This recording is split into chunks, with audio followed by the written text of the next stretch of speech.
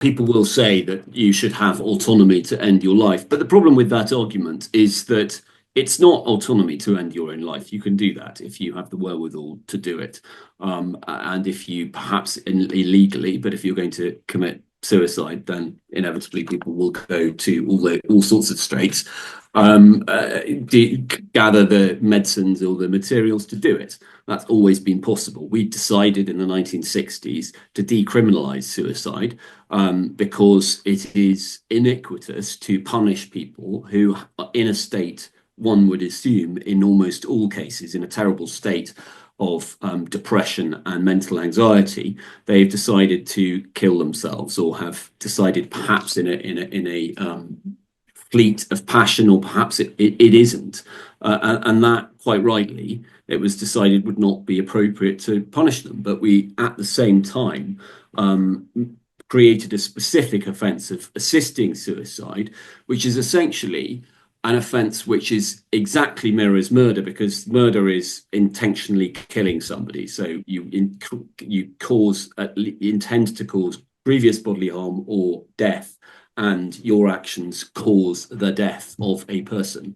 That is the actus reus and the mens rea, the action and the mental element that is necessitated by murder. That would also be present in a person who attempted to assist somebody to kill themselves.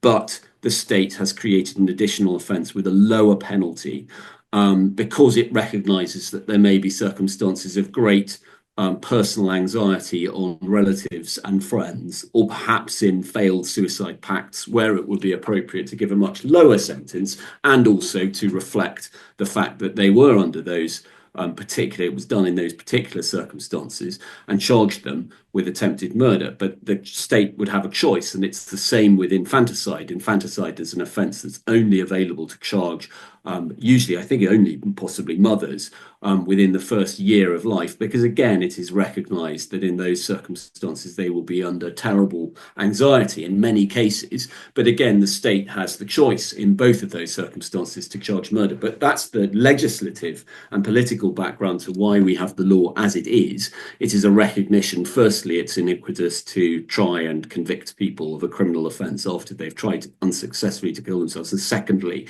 that it is right to penalise and ensure that it is still unlawful to help them, but also to give those people a lower sentence and reflect the lower criminality because of the lower moral culpability of people who are in that terrible situation. But that isn't to say that the state at that point considered that it was right for that to happen. And I think that was the right choice, because we can go on to discuss, you're asking me for the arguments in favour.